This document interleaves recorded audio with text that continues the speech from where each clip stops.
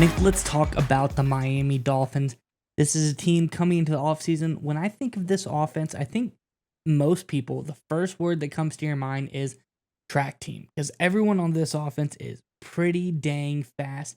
And it's gotten to the point where there's so many guys that are so talented on this offense that you got to figure out how to get them all the ball in an appropriate amount of times because it feels like it's getting a little bit crowded with all of the talent in this backfield and the wide receiver room as well. And it seems as if the Dolphins are trying to combat just that issue by potentially giving Devon Achane some interesting ways to get the ball. Let's get into the article and we can talk about this more on the other side.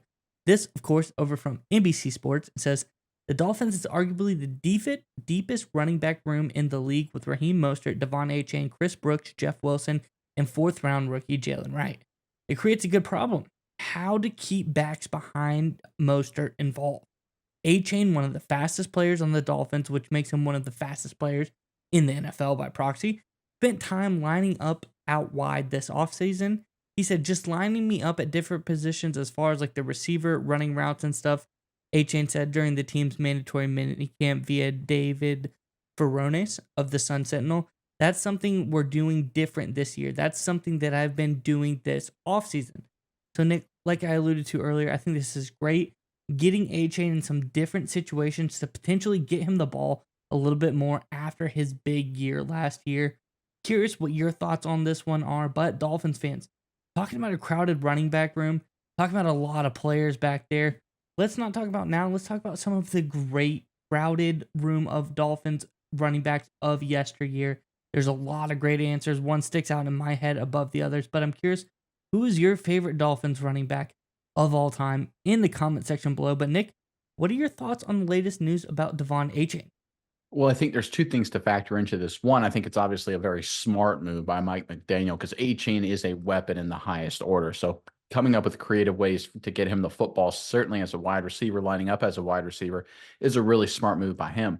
But I think it's also indicative of how much this coaching staff is really impressed with when it comes to A-Chain. Not just what he did last year, but the growth he's showing into year two. Because you don't ask him to line up and basically learn a whole new position unless you think he can mentally and physically handle that. And this is a guy obviously had some injuries last year, didn't get to play the whole season. So the fact that they're throwing all this on A-Chain right now makes me think this coaching staff is 100% all in behind this kid as an elite playmaker. And I think if you have a guy like A-Chain as a running back / wide receiver, this Miami Dolphins offense, it started getting the nickname because people compared it to the St. Louis Rams of the late 1990s, early 2000s, that greatest show on turf.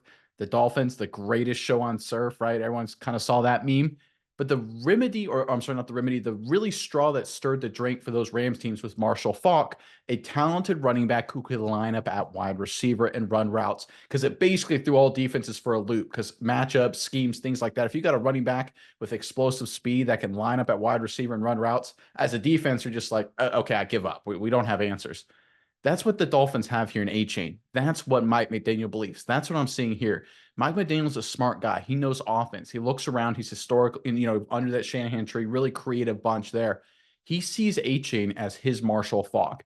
He sees their talented receiving core. He's got his Tyreek Hill. He's got his Jalen Waddle. He's got his Torrey Holt. He's got his Isaac Bruce. He's got a couple really nice tight ends. He's got a solid, improving offensive line. I think they made a couple of nice moves there this offseason.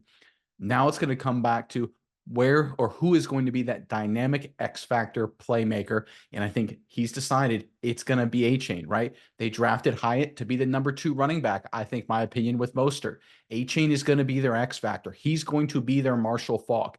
And obviously it's a great sign that the Dolphins believe in A-Chain this much. They have so much faith in him because that obviously means A-Chain's been putting in the work. But I think this is also a great decision here by the Miami Dolphins because this will take their offense, which was already really good, to a whole nother level.